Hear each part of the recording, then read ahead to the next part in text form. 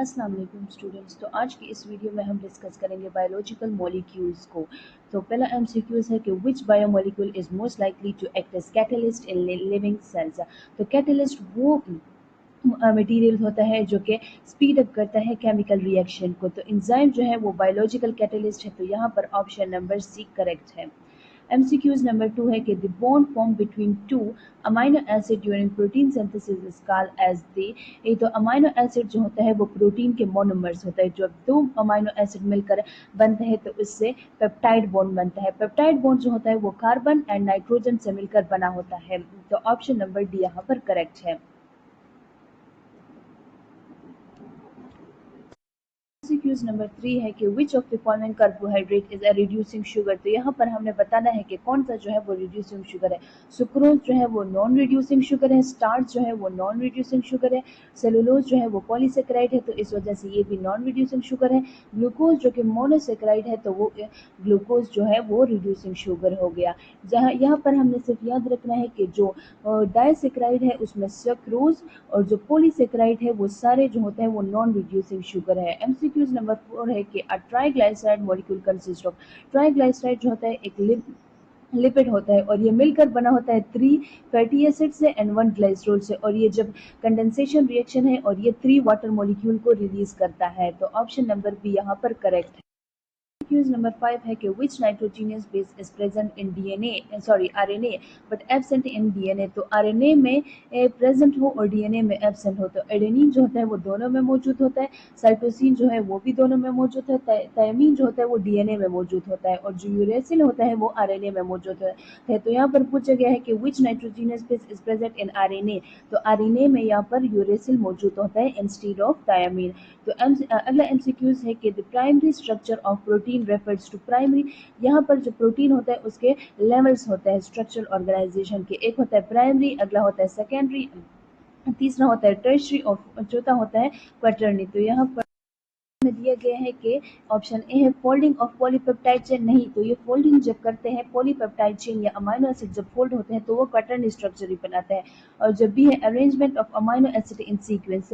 सी है interaction of multiple polypeptide chain. Multiple polypeptide जब मिलकर एक साथ इकट्ठे होते हैं तो उसे हम टर्शियरी कहते हैं। और alpha helix and beta helix जब बनाते हैं तो उस स्ट्रक्चर ऑर्गेनाइजेशन को हम सेकेंडरी कहते हैं। तो करेक्ट ऑप्शन यहाँ पर है arrangement of the amino acid in sequence. जब हमारे पास अमाइनो एसिड एक सीक्वेंस में शीट से की तरह स्ट्रक्चर अख्तियार करते हैं तो उसे हम कहते हैं primary structure of protein. Number 7 है कि which polysaccharide serve as the main storage carbohydrate in animal. यहाँ पर स्टोरेज का पूछा गया है और कार्बोहाइड्रेट का, और स्पेसिफिकली इन एनिमल में सेलुलोज जो होता है वो यहाँ पर नहीं आ सकता क्योंकि सेलुलोज जो है वो स्ट्रक्चरल मटेरियल्स है और काइटिन भी है, यह स्ट्रक्चर में इस्तेमाल किया जाता है structure of the cell wall में। सेलुलोज जो है वो प्लांट सेल वॉल में आता है और काइटिन जो होता है वो फंजाई के सेल वॉल में मौजूद होता है। ग्लाइकोजन जो होता है ये करेक्ट ऑप्शन है। ग्लाइकोजन वो एनिमल में स्टोर किया जाता है एज अ कार्बोहाइड्रेट और स्टार्च जो होता है वो प्लांट में स्टोर किया जाता है। तो यहाँ पर जो करेक्ट ऑप्शन है वो है ग्लाइकोजन। MCQs नंबर 8 है कि denaturation of the protein primary effect. Nature कब होता है एक प्रोटीन स्ट्रक्चर?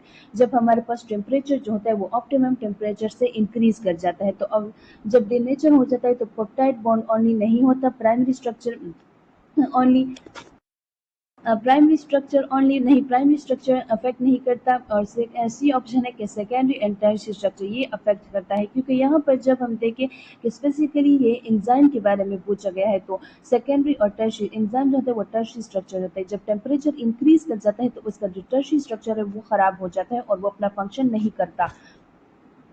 तो करेक्ट ऑप्शन यहाँ पर ऑप्शन नंबर सी। नंबर 9 है कि phospholipid are important because. Phospholipid जो है वो एक किस्म का लिपिड है तो ये सेल मेम्ब्रेन में मौजूद होता है as a layer form from out. यहाँ पर एडिशनल है कि फोस्फोलिपिड जो होता है उसकी स्ट्रक्चर कुछ यूँ है कि ये इसका हेड होता है और टेल इस तरह बने होते हैं। और जो हेड होता है वो आउटसाइड की तरफ होता है और जो टेल होता है वो इनसाइड होता है। इस तरह से मिलकर बहुत सारे फॉस्फोलिपिड से सेल मेम्ब्रेन बना होता है। तो ऑप्शन नंबर बी यहाँ पर करेक्ट हो गया है। एमसीक्यूज नंबर 10 है कि which statement is correct regarding DNA and RNA. DNA और आरएनए के बारे में पूछा गया है। तो ऑप्शन नंबर यहाँ पर ए है कि बोथ कंटेन थायमीन, नहीं, थायमीन जो होता है वो सिर्फ डीएनए में मौजूद होता है। एमसीक्यू ऑप्शन नंबर बी है कि both contain deoxyribose sugar. DNA जो होता है वो डीऑक्सीराइबोज शुगर से मिलकर बना होता है। यहाँ पर डीऑक्सीराइबोज का मतलब है कि एक पोजीशन नंबर 2 राइबोज शुगर के पोजीशन नंबर 2 पर एक ऑक्सीजन की कमी होती है, वो होती है डीएनए में। MCQs sorry, option number C है कि DNA is usually double stranded while RNA is usually single stranded. ये करेक्ट ऑप्शन है। अगला डी है कि RNA contain deoxyribose sugar. नहीं, आरएनए जो होता है वो ऑक्सीराइबोज शुगर होता है। यहाँ पर डबल हेलिक्स स्ट्रक्चर डीएनए का होता है और आरएनए का जो होता है वो सिंगल स्ट्रक्चर होता है।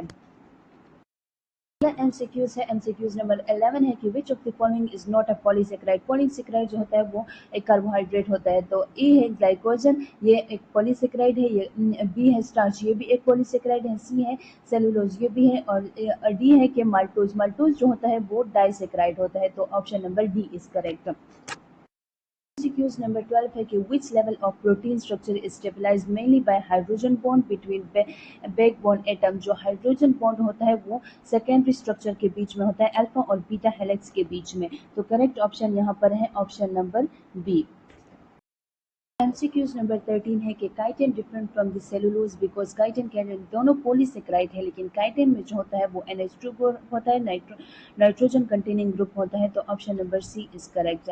14 एमसीक्यूज है कि the hydrolysis of the maltose contain. Maltose जो होता है वो जब हाइड्रोलिसिस करता है तो वो 2 मॉलिक्यूल्स ऑफ द ग्लूकोज देता है। तो option number B is correct. Option number A देखते हैं कि ग्लूकोज एंड फ्रक्टोज जो होता है जब सुक्रोज को हाइड्रोलिसिस करते हैं तब बनता है, और ग्लूकोज और गिलेक्टोज को जब हम हाइड्रोलाइज करते हैं तो वहाँ पर लैक्टोज जब हाइड्रोलाइज होता है तो हमारे पास ग्लूकोज एंड गिलेक्टोज बनता है। तो यहाँ पर माल्टोज जब हाइड्रोलिसिस करता है तो 2 ग्लूकोज मॉलिक्यूल बनता है। Option number B is correct.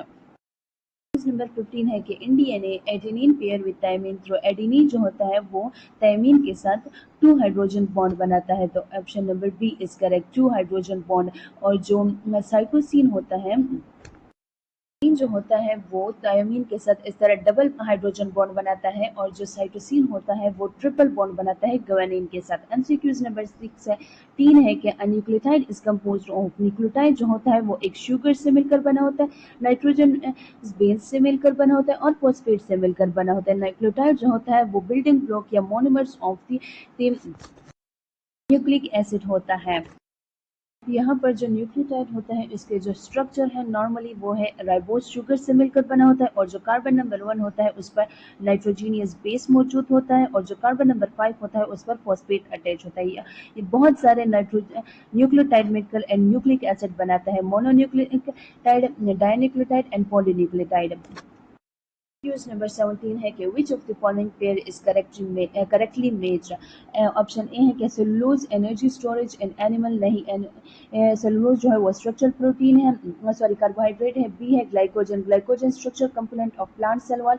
नहीं, ग्लाइकोजन जो होता है वो structural component storage of the carbohydrate in animal करता है। काइटिन जो होता है वो exoskeleton of arthropod. Option D है कि स्टार्च सेल्स मेम्ब्रेन कंपोनेंट। नहीं, तो जो काइटिन है वो एक्सोस्केलेटन ऑफ आर्थ्रोपोड में मौजूद होता है, और जो काइटिन फंजाई में भी मौजूद होता है सेल वॉल में। तो option number C is correct. MCQs number 18 है कि during the formation of the peptide bond जब बनता है और या 2 अमाइनो एसिड एक दूसरे के साथ अटैच होते हैं तो वाटर इज एडेड। नहीं, ATP is produce directly. Option number C है कि वाटर इज रिमूव्ड। डी है कि ऑक्सीजन इज रिलीज। यहाँ पर जो है वो कंडेंसेशन रिएक्शन होती है, और कंडेंसेशन रिएक्शन में जो होती है वो 2 मोनोमर मिलकर एक पॉलीमर बनाता है। यहाँ पर अमाइनो एसिड मिलकर पेप्टाइड बॉन्ड बनाते हैं, और वाटर जो होता है वो रिमूव हो जाता है। तो option number C is correct. MCQs number 19 है कि which nitrogenous base is found in both DNA and RNA। तो ऑप्शन ए है कि थायमीन ओनली। थायमीन जो होता है वो डीएनए में से मौजूद होता है। बी है यूरेसिल, यूरेसिल आरएनए में मौजूद होता है। सी होता है एडेनिन, एडेनिन जो है वो दोनों में मौजूद होता है। तो ऑप्शन नंबर सी यहाँ पर करेक्ट है। एमसीक्यूज नंबर 20 है कि which of the following carbohydrate is the main storage form of glucose in plant. यहाँ पर कंफ्यूज करने की सिर्फ बात होती है प्लांट या एनिमल्स। प्लांट में जो होता है वो स्टार्च मौजूद होता है, और एनिमल जो होता है वो ग्लाइकोजन एनिमल के स्टोरेज पर। उम्मीद है कि आप लोगों को ये एमसीक्यूज़ की वीडियो अच्छी लगी होगी। अल्लाह हाफ़िज़।